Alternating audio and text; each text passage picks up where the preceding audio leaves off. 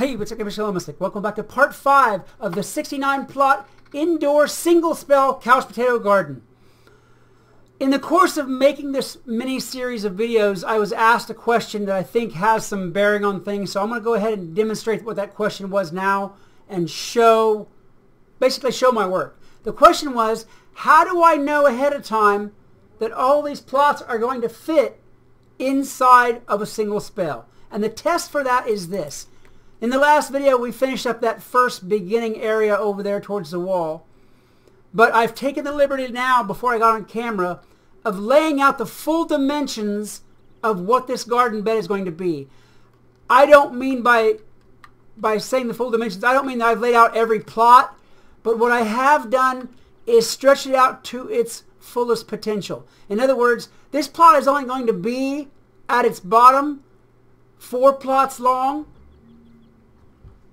by basically 4 plots wide, basically. Because this row right here will only have 3, and the one I'm standing on will be the center of that 3. There'll be one more down there, and that'll be it. So this is the widest points of this bed, basically. This plot, the 2 that will be here, and the 2 that are already down here. That is the widest point. The way to test to make sure that you can get all that in a single spell, go ahead and plant some more of those breadfruit seeds again. Alright, let me see how many seeds I've got here. I've got 8 seeds. So I'll go ahead and plant them just like this at the borders, the farthest borders of the garden, essentially. Well, I'm going to plant this one first, and I'm going to let you see something else. You cancel that out. I'm going to put a garden spell up. Whenever the plots are empty, there's a little marker dot that you see in the center of all these plots. And that's going to give you a good idea. Let's use, oh, I don't know, pollination, whatever. There's a little marker. See that little dot that's in the middle there? That's going to tell you where the seed actually goes. But I tend to plant those plants anyway. I got to back that up just a little bit. Make sure I got them all in there. Okay, there we go. See how far back I've got. I might have it too far back. Oh, yeah. Yeah, I've got it way too far back. Okay. Let me move that up some. Sorry, guys. My voice is a little scratchy today for some reason. I don't know. I've been talking too much. There. Okay, that one's in the circle. And the one next to it will be in the circle because I'm hitting the widest part right there. Those are all in the circle. And those are very, very much in the circle. All right. Let me go ahead and plant the seeds anyway. You can see from the marker dots that they will all fit. But let's go ahead, just go for another test. You can't really do too much testing whenever you're making this bed. So I'm going to go ahead and just plant these 4 seeds. And then we'll treat them and we'll see what happens.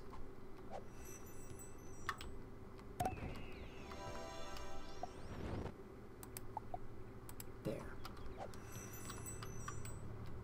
Alright, we've got the 4 most distant seeds planted. The spell that I use to test these out with, because you can't really see pollination if it's affecting the plants or not because they don't have that need. Use music and magic, all that's the same way. But you can use the deep freeze spell because it actually puts an animation on the seed. Alright, we'll do that. And as you can see, all 4 seeds are affected. So you know that your bed in total will be small enough to fit inside of the large spell area. Alright, that's just a quick test that you can do. Just another one. This one isn't even necessarily so much as a reassurance for you if you're new to doing this. So I'll go ahead and plow these off now. And I will be back in a minute and we will do the rest of this bed. Alright, I've taken and cleaned all those plots and seeds up from that last test, and now it's time to get on to finishing this bed at last. Alright, now we're going to do just like we did with the original rows. 1, 2, 3, 4. I've only got 4 there, so I need to put 5 in there. And this, well, that's weird. You see that? That was a weird, you see that drag? That's cool. Anyhow, this is where it gets really easy. All you got to do to do your next row, right, come on. Wow, the glitches. You see the glitches? It's going crazy. There we go. all you've got to do, now that I finally got it to sit down, to do your next row is place the end of that inner circle on the runestone there against the end of the plot. That's all you've got to do. Go ahead and plant it up. Hope you guys can't hear this dog's barking outside. I don't know. Sometimes I can never tell. Build a sound booth and there's always a dog or a child or something that's able to be loud enough to penetrate it. All right, here we go. Got that one. Go ahead and do this one.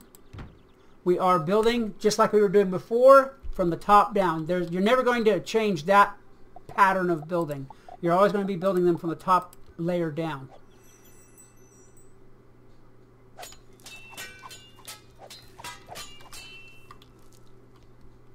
Close that out. I'm just going to go ahead and do a couple of layers. Or a couple of, yeah, well, a couple of rows. A couple of layers of the row. Let's put it that way to be more accurate. I'm just going to go ahead and do a couple of layers of this row. And then I'll get off camera, finish the row, because we're at the point now where, guys, you should have caught on, and we should be ready to do this thing. All right. So I've got 5. Just like I did last time, I'm going to move all that. 1, 2, 3, 4, and go down to 4, and do the one below it. The same way. All you've got to do is place them down, end to end on the plot you've already got. And that's why we built the first row like I did. Because not only can you see it easier whenever you're putting the next layer, the next row down, but all you've got to do is butt it up against the plot that already exists. That's all you've got to do. Make sure you get the right number of boxes for the layer, and then put it right up against there and go to town. Go ahead and put this up there.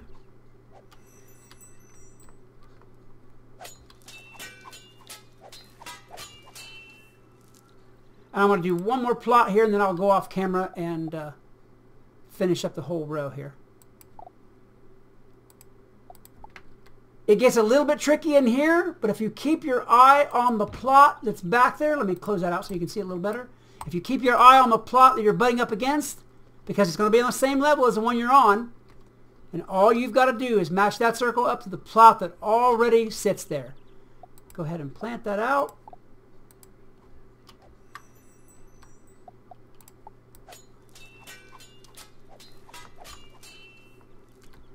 Alright folks, that's all you're going to do for this entire row. I'm going to go ahead and get off camera here and finish this row, show you what it looks like at the end, and save you a little bit of time watching me chatter on about this video. Okay, I'll be right back. Now I've almost got the second row out of 4 placed, but a couple of quick tips and really important tips come to mind. They're important enough that I wanted to stick them in the middle here before you get too far along with this bed, and this is the tips. No matter how confident you are in being able to place this or being able to glitch or being able to do this, always, always, always, while you're building this bed, double check your runestone placement, especially on those lower levels, because guys, one plot, one spot out of space will mess you up for the rest of the bed. I mean, when you get down low here like this, it's really, really hard to see. I understand that. Come to the side. Whenever you place your runestone, look at it from the front. If it looks good, sure, it looks good. But always come and look at it from the side. Pan your camera, go down underneath and look. Because perspective can throw this off just looking at it from one angle. And you will find that you have placed the runestone one space wrong whenever you thought you had it right just from the look of perspective. Okay? And another tip here, and I'm going to do that now. Actually, I'm going to show you why I do that now. Is whenever you're, especially when you're on the lowest level there, on the last level of it, and you try to put your runestone under there, you'll see you can't quite get far enough because it's hitting plots that are already there, and it'll go red. If you have that, just whip out a rug, put it on a rug.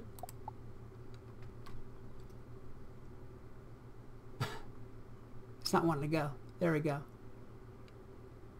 Put it on a rug and whip it under there with a rug, and it'll go for you if you happen to have that problem. You shouldn't have that problem with the runestone simply because, well, I already placed that plot and that's what made it flash red. But sometimes if you're not turned just right or angled just right or what have you, the runestone will flash red and not want to go under there. And that's all you need to do. Just put a carpet on the end of it and use the carpet to push it under there where it needs to go. It will go if you add the carpet to it, no problem. All right, that's just a couple of quick tips that I wanted to mention about this. Okay, as a matter of fact, let's do a quick look here. And you'll see, I mean, I've already got the plot where it's supposed to be. But you can, if you just peek, you can pan your camera and just see if you have it right from this angle. If you have it right from 2 angles, it's in the right spot. Don't trust that one angle and believe you've got it right and then put a bunch of rows down behind it and screw up your whole program. Okay, there we go. That is just a couple of quick tips that I wanted to throw in here really quick before I got on to the next part of this. Alright, now that we've got the tips out of the way that I really felt I needed to tell you about, I've got the second row of this bed done. As you can see, the first row is all completed. The second row is all completed, has all of its plots. And I have run this video up probably to 10 or 15 minutes again. Just running my yapper. You know how I do. So I think I'm going to end this one here. But the good news is, in the next video, we'll have this bed completed and tested and ready for y'all to run. But for now, guys, if you enjoyed this video, please hit that like button, a good hard smash, as well as subscribe, share, and yell my name to the heavens, because I would love to see more of you around here. Until next time, this is Skelemystyk reminding you that whatever else you do, always love the game. Peace! Hey, what's up, Skelemystyk? Welcome back to part 6 and the final part of the 69 plot indoor single spell couch potato garden. In the last video, I put down the second layer and I talked about a few tips of things that are really going to make it headache free. Well, maybe not even headache free, but at least headache